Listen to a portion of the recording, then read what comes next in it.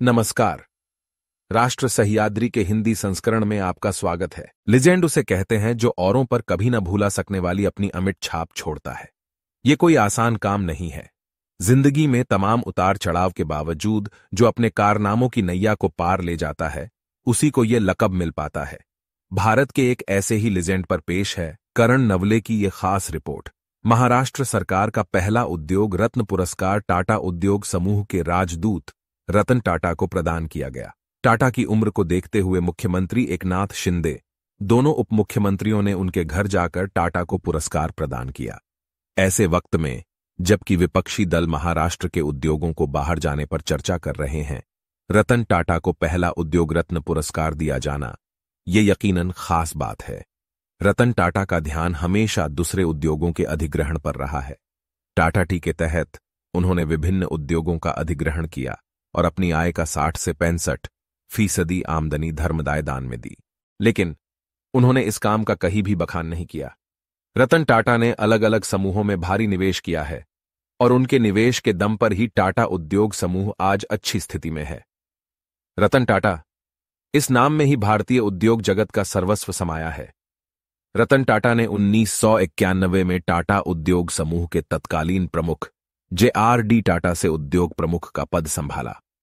जब वो इस पद पर थे तो उन्होंने टाटा उद्योग समूह की आय 50 गुना बढ़ाकर अगले जिम्मेदार को सौंप दिया। इस बात का एहसास रतन टाटा को हमेशा रहता था कि टाटा उद्योग समूह सिर्फ एक समूह नहीं है, बल्कि इसके पीछे संस्कृति, श्रमिक वर्ग की गरिमा और नियोक्ता में श्रमिकों के विश्वास की एक पूरी परंपरा जुड़ी हुई है। इसलिए उनके समय और उससे पहले भी टाटा ने औद्योगिक नीति को बनाए रखा और इसे हमेशा आगे बढ़ाया। उद्योग जगत के प्रति रतन टाटा की निष्ठा का एक उदाहरण ही काफी है। जब टाटा के ताजमहल पैलेस होटल पर आतंकियों ने हमला किया तो टाटा खुद होटल जा रहे थे, क्योंकि उस जगह पर कोई टेलीफोन ऑपरेटर मौजूद नहीं था। JRD टाटा ने बहुत मेहनत से एक एयरलाइंस कंपनी शुरू की थी जिसका नाम था एयर इंडिया। लोकप्रियता के मामले में यह कंपनी आज भी टॉप पर है। आज भले ही वो कर्ज में डूबी हो, लेकिन उसके महाराजा को कोई नहीं भूलेगा। साम्यवाद के दर्शन से आकर्षित होकर पंडित नेहरू ने अपने कैबिनेट मंत्री रफी अहमद किदवई के आग्रह पर कंपनी को सरकार के कब्जे में ले लिया। सरकार कंपनी को चला नहीं पाई और रतन टाटा के कार्यकाल में कंपनी वापस टाटा ग्रुप में आ गई। लेकिन जब JRD ने टाटा समूह के प्रमुख के रूप में रतन टाटा के नाम की घोषणा की तो कंपनी कर्ज में डूबी हुई थी। कंपनी पर 50,000 करोड़ रुपए का कर्ज था। उन्हें फिर से JRD द्वारा शुरू की गई कंपनी का प्रमुख बनने के लिए कहा गया। जैसे ही टाटा सन्स के प्रमुख के रूप में रतन टाटा के नाम की घोषणा की गई, उद्योग जगत से काफी नाराजगी व्यक्त की गई। ऐसी भावना थी कि समूह के प्रमुख के रूप में रतन टाटा का चुनाव सही नहीं था। लेकिन रतन टाटा ने फिर कुछ ऐसा किया कि पूरा समूह आश्चर्यचकित होकर देखता रह गया। टाटा सन्स का प्रमुख टाटा उद्योग समूह का प्रमुख होता है। रतन टाटा 1961 में उद्योग समूह में शामिल हुए और 1991 में उद्योग की बागडोर उन्हें सौंपकर JRD ने कंपनी छोड़ दी। इसके बाद टाटा ग्रुप और रतन टाटा ने कभी पीछे मुड़कर नहीं देखा। रतन टाटा एक उदार उद्यमी के रूप में जाने जाते हैं। उन्होंने जितनी आर्थिक मदद की उतनी किसी ने नहीं की, मुकेश अंबानी ने भी नहीं। जब टाटा समूह की बागडोर संभाली तब ये समूह हमेशा की तरह सबसे अग्रेसर था।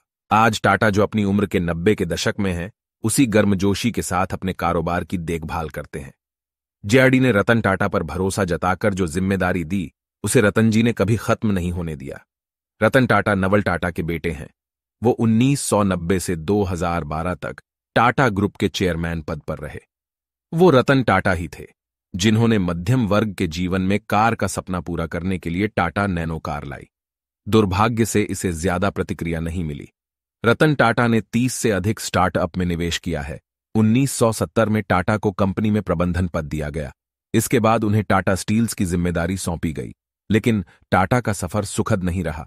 शुरुआती दिनों में उन्हें हर टाटा कंपनी के प्रमुखों के विरोध का सामना करना पड़ा। इन सभी संघर्षों में उन्होंने खुद को साबित किया और शायद इसलिए उन्हें महाराष्ट्र का पहला उद्योग रत्न पुरस्कार मिला है। हमारे ये बुलेटिन आपको कैसे लगते हैं, ये हमें कमेंट करके जरूर बताएं। हमारा हर नया बुलेटिन आप तक सबसे पहले पहुंचे, इसके लिए सब्सक्राइब भी करें। और लाइक करना बिल्कुल न भूलें। धन्यवाद।